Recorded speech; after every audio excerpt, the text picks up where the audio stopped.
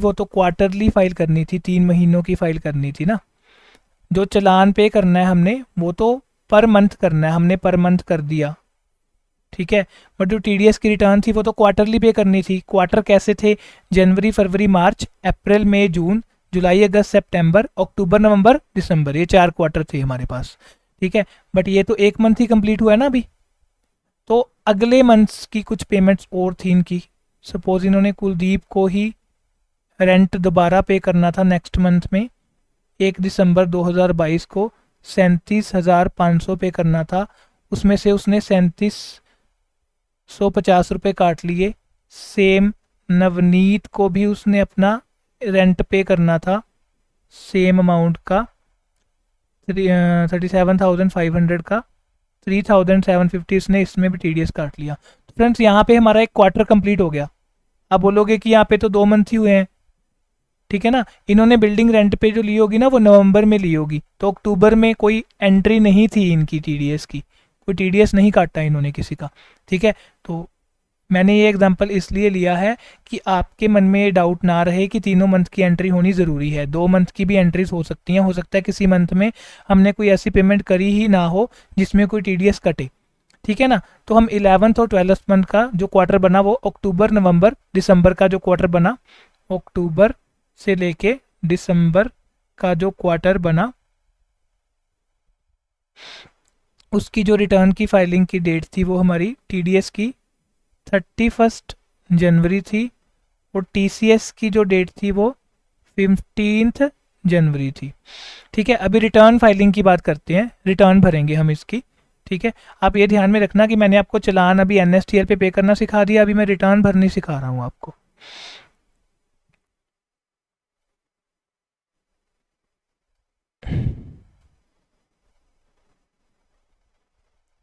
Return भरने के लिए फ्रेंड्स आपको ट्रेसिस के पोर्टल से एक यूटिलिटी चाहिए होगी। यूटिलिटी का मतलब ट्रेसिस के पोर्टल से आपको एनएसटीएल की साइट से एक एक्सेल की शीट मिलेगी, यूटिलिटी मिलेगी, जिससे आप रिटर्न भरोगे, ठीक है। तो वो मैं आपको डाउनलोड करके दिखा रहा हूँ कि कैसे आपको डाउनलोड करनी है।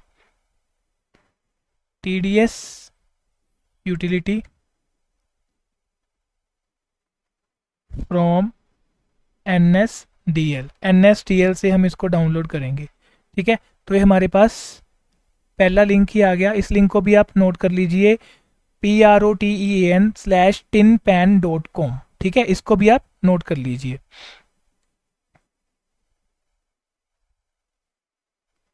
PROTEN/tinpan.com। स्टूडेंट्स क्लास को पॉज करके आप इन लिंक्स को अच्छे से मेंशन कर लीजिएगा अपनी नोट्स कॉपी पे, ठीक है। नोट्स बनाते रहिए प्रैक्टिकल काम के, जो भी प्रैक्टिकल कर रहे हैं ना इसके साथ साथ नोट्स बनाते रहिए। चाहे अपनी क्लास को आप एक बार पॉज करते रहिए बीच में से, आराम से इस क्लास को लगवाइए। आज की जो क्लास है वो बहुत इंपॉर्टेंट है, तो ध्यान से इसको लगाइए। कोई भी आपको चीज़ अगर लगे तो आप क्लास पॉज करके उस चीज़ को मेंशन कर लीजिए अपने नोट्स पे, ठीक है जी। तो ये हमने क्लिक करा,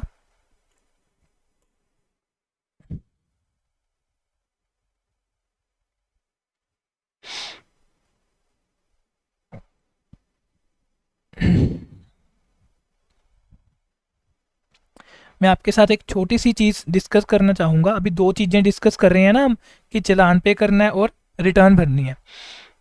ये क्लासेस ना दोबारा से रिकॉर्ड करनी पड़ रही हैं, बिकॉज दोबारा से मतलब कि पहले भी क्लासेस थी रिकॉर्डेड, अभी ये लेटेस्ट क्लासेस दोबारा रिकॉर्ड कर रहे हैं।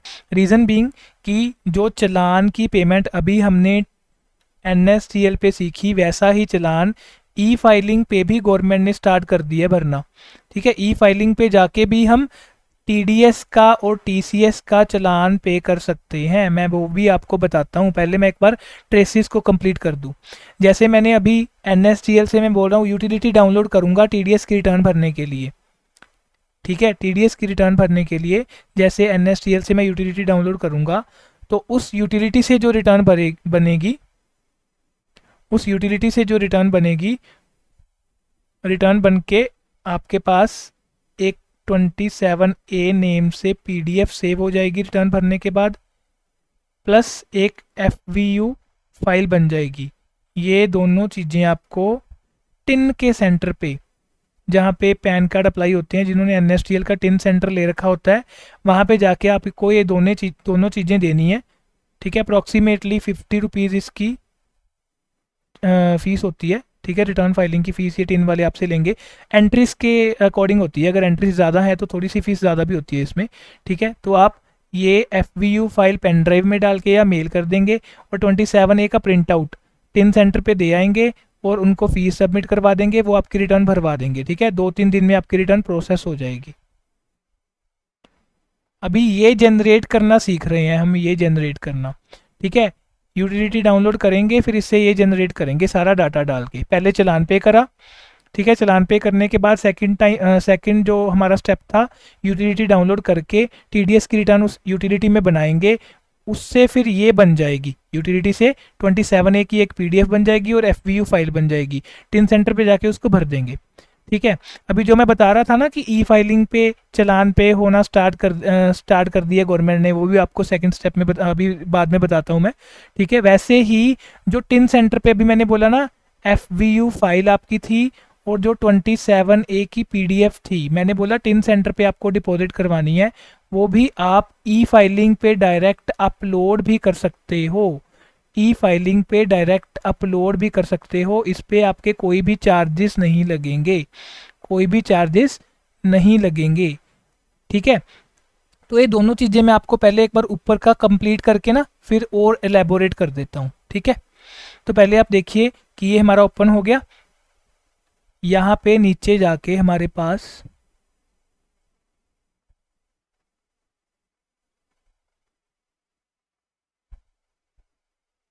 ये रिटर्न भरने की यूटिलिटी है, डाउनलोड RPU वर्जन 4.5। इस पर हमने क्लिक करा, ये डाउनलोड होना स्टार्ट हो गया। ठीक है, मेरे पास ये पहले से डाउनलोडेड है, तो आप इसको डाउनलोड कर लीजिएगा। ठीक है,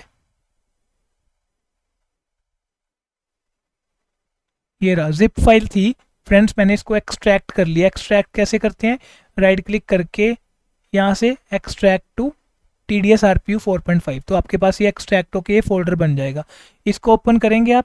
इसको ओपन करने के बाद ये फाइल्स आपके पास खुलेंगी। इसमें से यूटिलिटी कौन सी है, यूटिलिटी है TDS RPU 4.5, जिसका साइज 7000 के करीब KB में होगा। इस पर आप डबल क्लिक करिए, आपके पास ये ओपन हो जाएगी। ओके करने के बाद फ्रेंड्स, इसको चलाने के लिए ना आपके PC पे एक जावा इंस्टॉल होना चाहिए, जावा इंस्टॉल होना चाहिए लेटेस्ट वाला। वो भी इजी है इंस्टॉल करना, जस्ट आपको गूगल पे लिखना है कि लेटेस्ट जावा डाउनलोड, एंटर करेंगे। इसी वेबसाइट से जाके आप लेटेस्ट वाला जावा इंस्टॉल कर लेना। मेरे वाले PC पे इंस्टॉल्ड है पहले से। ठीक है, आप यहाँ से डाउनलोड करके इंस्टॉल कर लेना, इजी सा स्टेप है। बस ये कॉन्फ़िगरेशन चाहिए आपको, जावा लेटेस्ट वाला इंस्टॉल होना चाहिए। ठीक है, तो अभी रिटर्न ये यूटिलिटी जो ओपन करी थी ऐसे करके ओपन हो गई। इसमें 4 रिटर्न शो हो रही हैं, 24Q, 26Q, 27Q और 27EQ। ठीक है, मैं आपको इन चारों के बारे में थोड़ा थोड़ा बता दूं कि क्या है ये चीज़ें। सबसे पहले हमारी रिटर्न आती है जो, एक तो है 24Q, एक हमारी रिटर्न है 26Q, एक रिटर्न है 27Q और एक है 27EQ। देखिए फ्रेंड्स, ये जो रिटर्न है ये तो है स्पेसिफिकली TCS के लिए। TCS हमने जितने भी लोगों से कलेक्ट करा उन सारों का डाटा इस रिटर्न में जाएगा। चलान पे करने का तरीका सेम है TCS और TDS का, लेकिन रिटर्न है जो रिटर्न का तरीका सेम है, बट ये फॉर्म अलग है। बस वहाँ पे ऑप्शन 27EQ सिलेक्ट करेंगे अगर हमने TCS का करा है, 26Q सिलेक्ट करेंगे अगर TDS है other than salary, other than salary. हमने सैलरी पे TDS नहीं काटा, जैसे इंटरेस्ट पे काटा, ठीक है, कमीशन पे काटा, तो हम 26Q सिलेक्ट करेंगे। अगर हमने अपने एम्प्लॉयज़ की सैलरी पे TDS काटा, अपने एम्प्लॉयज़ की सैलरी पे TDS काटा, तो हम 24Q भरेंगे। अगर हमने सैलरी पे TDS काटा तो हम 24Q भरेंगे। ठीक है, 27Q बच गया। 27Q किसके लिए है, नॉन रेजिडेंट्स के लिए। 27Q है नॉन रेजिडेंट्स के लिए। तो क्या सर इसमें कोई फ़र्क आएगा? जी नहीं, इन सभी में कोई भी फ़र्क, मेजर कोई भी फ़र्क नहीं है। मैं आपको बट फिर भी ये सारे दिखा दूंगा एक बार, ठीक है। तो हमारी जो एग्जांपल थी उसमें हम क्या पे कर रहे थे? रेंट पे टीडीएस कटा था, तो हम 24Q में नहीं आते। 24Q सैलरी के लिए था, 26Q में आएंगे हम, ठीक है। 27Q में क्यों नहीं आ रहे? बिकॉज एनआर नहीं थे वो, कुलदीप और नवनीत, ठीक है। 27EQ में क्यों नहीं आ रहे? बिकॉज हमारा टीसीएस नहीं है, हमारा टीडीएस का एग्जाम्पल है, तो हमने 26Q सिलेक्ट कर लिया। 26Q सिलेक्ट करने के बाद ये आपकी रेगुलर रिटर्न है या करेक्शन है? रेगुलर रिटर्न है या करेक्शन है? करेक्शन का मतलब हमने पहले रिटर्न भरी थी, उसमें कोई एरर रह गया, हमने उस रिटर्न को रिवाइज करना है, ठीक है। लेकिन हम तो अभी फर्स्ट टाइम रिटर्न भरना देख रहे हैं, तो रेगुलर में ही सिलेक्ट करके रखेंगे इसको। करेक्शन में आगे के लेक्चर्स में आपको बताऊंगा, जैसे रिटर्न रिवाइज करना तब यूज करेंगे इसको, ठीक है। क्लिक टू कंटिन्यू, साथ में ऑप्शन है open a saved regular file. अगर आपने पहले ये रिटर्न भरनी स्टार्ट करी थी, थोड़ी चीज़ें आपने अपडेट कर दी थी और वहाँ पे आपने फाइल सेव करके रखी हुई है, तो वहाँ से आपको कंटिन्यू करना है, तो आप इस ऑप्शन को यूज़ कर सकते हैं, बट हमें नहीं बनानी है सारी की सारी। तो क्लिक टू कंटिन्यू, ठीक है, ये हमारे पास ओपन होगी यूटिलिटी। सबसे पहले हमें यहाँ पे क्या डालना है? जो भी स्टार मार्क कर रखे हैं ऑप्शंस आपको वही वही भरने हैं बस। सबसे पहले 10 नंबर डालना है एसएससी का। फाइनेंशियल ईयर हमारा क्या था? 22-23। फ्रेंड्स, हमारा असेसमेंट ईयर 23-24 था, फाइनेंशियल ईयर 22-23 था, क्वार्टर 3 था हमारा, ठीक है। इसमें हम जो है, जो हमारी पार्टी है जिसका हम रिटर्न भर रहे हैं टीडीएस का, वो सेंट्रल गवर्नमेंट है या इंडिविजुअल है या क्या है? हमारी वो पार्टनरशिप फर्म है, ठीक है। तो पार्टनरशिप फर्म हमने सिलेक्ट कर लिया। यहाँ पे उसका पैन नंबर डाल देंगे, यहाँ पे टैन नंबर डाल देंगे। उसके बाद नीचे आ गए, नीचे हमने उसका नेम डाल देना, जैसे जेडी पावर बोला था, जेडी पावर यहाँ पे नेम डाल देंगे। उसके बाद ब्रांच और डिवीज़न, ब्रांच डिवीज़न में हम अगर इसकी कोई और ब्रांचेस भी हैं 1 2 3 4 तो यहाँ पे वो डाल देंगे, अगर नहीं है तो हम NA डाल देंगे, नॉट एप्लीकेबल। यहाँ पे ज़ीरो नहीं डालना, ये यूटिलिटी में कोई इशू है, अगर ज़ीरो डालते हैं ना तो एरर आ जाता है। यहाँ पे NA डालना है, नॉट एप्लीकेबल, कि हमारी कोई भी ब्रांच नहीं है। अगर कोई ब्रांच है तो आप उतना नंबर डाल देना जितनी भी ब्रांचेस हैं आपकी।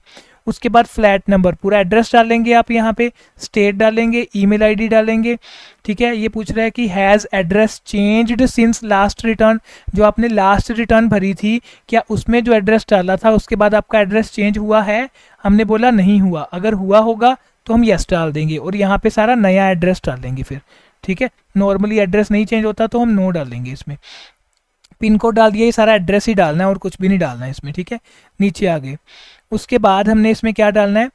जो हमारा रिस्पॉन्सिबल पर्सन है, रिस्पॉन्सिबल पर्सन मतलब पार्टनरशिप फर्म में कौन सा पार्टनर अथराइज्ड है टीडीएस की रिटर्न भरने के लिए। अगर ये इंडिविजुअल फर्म होती, सोल प्रोप्राइटरशिप फर्म होती, तो यहाँ पे भी सेम ही डिटेल आती और यहाँ पे भी सारी की सारी सेम ही डिटेल आती। बट ये पार्टनरशिप फर्म है तो यहाँ पे एक पार्टनर का नाम आएगा जो पार्टनर अथराइज्ड है रिटर्न्स भरने के लिए, ठीक है।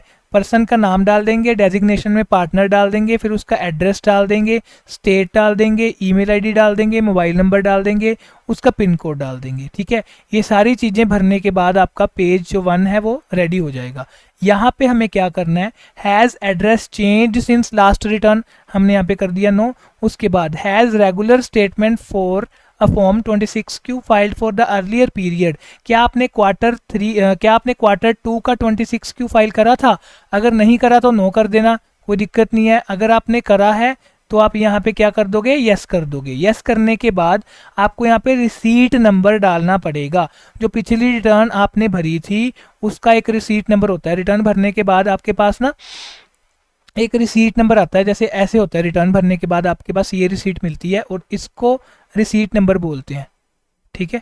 जब आप टिन सेंटर पे जाके रिटर्न सबमिट करवा आओगे ना तो टिन सेंटर वाले आपको ये वाला रिसीट दे देंगे, इसमें से ये डालना है। पिछले बार वाला है ये क्वार्टर 2 वाला, ठीक है। क्वार्टर 2 वाला मैं यहाँ से कॉपी करके यहाँ पे डालूंगा, ठीक है।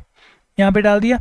उसके बाद ये करने के बाद चलान पे आ जाएंगे। फिर हमें चलान ऐड करने हैं। जो हमने चलान पे करा था, एक बार मैं आपको दिखा दूं, एक चलान हमने ये पे कर लिया था, एक दूसरा चलान हमें नेक्स्ट मंथ का पे करना था। यहाँ पे देखिए, मैंने बोला था ना आपको कि ये हमने पे कर दिया था। उसके बाद ये वाला जो 12th मंथ का है ये हमें पे करना था, ठीक है। हमने 11th मंथ का चलान जो ड्यू डेट थी इसकी पे करने की वो 7 दिसंबर 2022 थी। कब पे करा एक बार देखें, वो हमने पे करा 4 दिसंबर 2022। तो पहले नहीं पे कर सकते? कर सकते हैं। अगर लेट पे करेंगे तो इंटरेस्ट देना पड़ेगा, लेकिन अगर पहले पे कर देंगे तो कोई दिक्कत नहीं है। बट गवर्नमेंट आपको वापस नहीं करेगी कुछ, इंटरेस्ट गवर्नमेंट नहीं देगी आपको, ठीक है। पहले आप पे कर सकते हो, गवर्नमेंट को कोई इशू नहीं है उसमें। उसके बाद जो सेकंड वाला है हमारा दिसंबर वाला, दिसंबर वाले का हम जो चालान का ड्यू डेट है वो 7 जनवरी 2023 है, 7 जनवरी 2023। तो ये हमने पे कर दिया, ये पे कर दिया हमने 27 दिसंबर को। ये तो काफ़ी जल्दी पे कर दिया, तो इसमें भी गवर्नमेंट को कोई दिक्कत नहीं है, हम पहले पे कर सकते हैं, ठीक है। 7500 का ये चलान ऐसे क्यों आ रहा है? ये इनकम टैक्स की वेबसाइट से भरा हुआ चलान है, ये भी आपको दिखाने के लिए ही मैंने रखा था। तो इनकम टैक्स से पे करके दिखाऊंगा जब, तो ऐसा चलान जनरेट होता है वहाँ से, ठीक है। दिक्कत कोई नहीं है, काम दोनों का सेम ही है, चाहे वहाँ से पे करो चाहे यहाँ से पे करो, कोई दिक्कत नहीं है उसमें। सिखा मैं आपको दोनों इसलिए रहा हूँ कि गवर्नमेंट का कल को नहीं पता कि ट्रेसिस वाला बंद कर दे या ई फाइलिंग वाला बंद कर दे, आपको दोनों आने चाहिए, ठीक है ना। तो दोनों चलान मैंने देख लिए, दोनों चलान भर लिए, ठीक है। अभी यहाँ पे यूटिलिटी में आके हमने कितने चलान ऐड करने हैं? ऐड रोज पे क्लिक करो। कितने चलान ऐड करने हैं? 2 हैं या 3 है?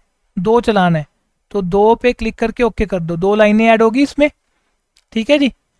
जो पहला चलान है, जो पहला चलान है उसकी कितनी अमाउंट है? 7500। जो दूसरा चलान है उसकी भी अमाउंट कितनी है? 7500। ऐसे करके सरचार्ज 0 है उसमें, एजुकेशन सेस 0 है, इंटरेस्ट 0 है, फीस 0 है, पेनल्टी 0 है। इंटरेस्ट तब आता अगर हम लेट पे करते, तो यहाँ पे उतना इंटरेस्ट आता जितना भी उस पर्टिकुलर फिगर का बनेगा, फिर हम उतना इंटरेस्ट चलान में पे करते अगर हम लेट पे करते अपना, ठीक है। यहाँ पे 00 आ गया। उसके बाद यहाँ पे हम BSR कोड डालेंगे, ये जो लास्ट BSR कोड लिखा है ना, ये खाली छोड़ने कॉलम लास्ट BSR कोड वाला। उसके बाद BSR code receipt number, BSR code डालेंगे। कौन से चलान का डालेंगे? पहले वाले चलान का डालेंगे। इसका BSR कोड ये होता है फ्रेंड्स, BSR कोड 00111349, 00111349। हमने BSR कोड डाल दिया। Last date on which tax deposited, इसको भी खाली छोड़ेंगे। फिर हम date on which amount deposited, date डालेंगे चलान की। क्या डेट है? 4 दिसंबर 2022, 4 दिसंबर 2022। चलो आगे, लास्ट ट्रांजैक्शन वाउचर, इसको भी खाली छोड़ेंगे। फिर चलान सीरियल नंबर, इसको डालेंगे, ठीक है। चलान सीरियल नंबर क्या है हमारा? 00022, 00022। चलिए चलान सीरियल नंबर हमने डाल दिया। उसके बाद इसमें क्या क्या आएगा? मोड ऑफ डिपॉजिट, आपने कैसे डिपॉजिट करवाया? सर हमने तो बैंक में जाकर डिपॉजिट करवाया। एक ना बुक एंट्री होती है, हम यहाँ पे नो करेंगे बिकॉज हमने बुक एंट्री नहीं करी।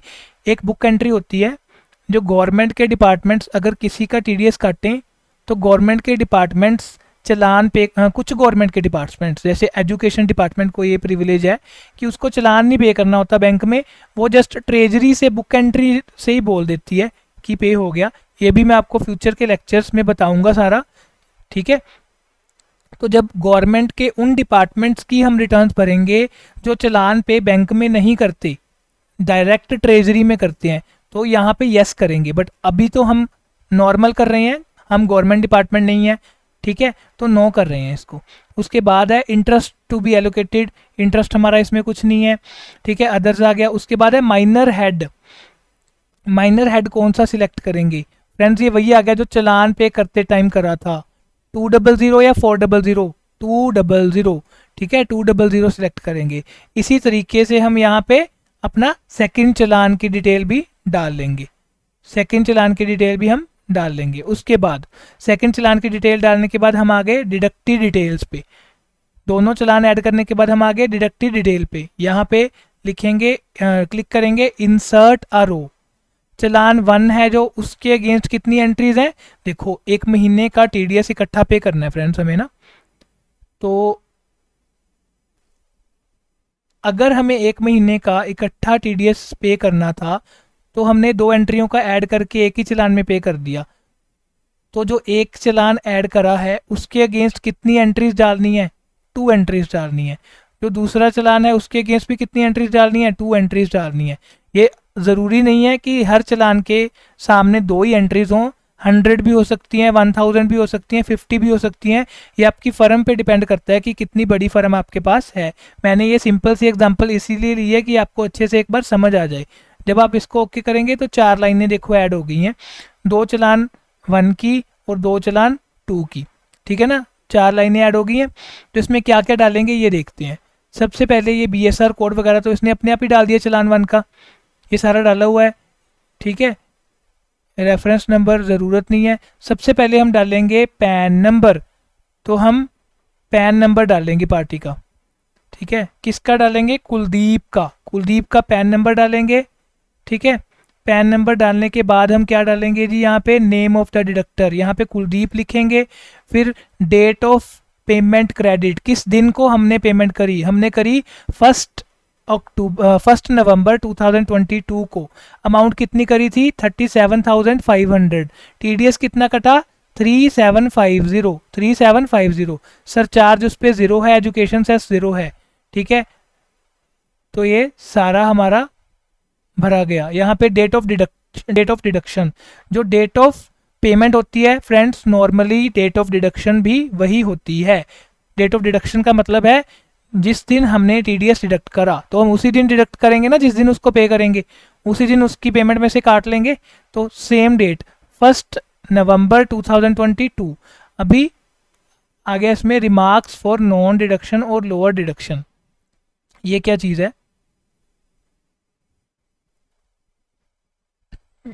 रिमार्क्स फॉर नॉन डिडक्शन और लोअर डिडक्शन, इसमें क्या होता है जी? अगर कोई पर्सन, जैसे फॉर एग्जांपल हमारी एग्जांपल में जो मिस्टर कुलदीप है, ठीक है, एक सेकेंड,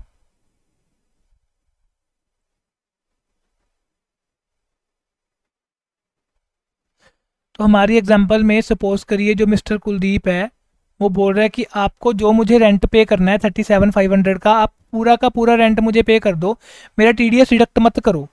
हम बोलेंगे नहीं भाई, हमें तो गवर्नमेंट ने बोला है TDS डिडक्ट करने को, हम तो TDS डिडक्ट करेंगे।